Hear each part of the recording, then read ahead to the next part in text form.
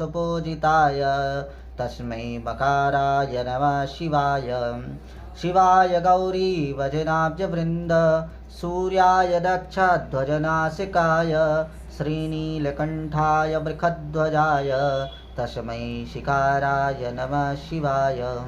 वसिष्ठकुम्भोद्भवगौतमार्या मुनीन्द्रदेवार्चितशेखराय चन्द्रार्कवैश्वानरलोचनाय तस्मै नवकाराय नमः शिवाय। तस्मै वकाराय नमः शिवाय।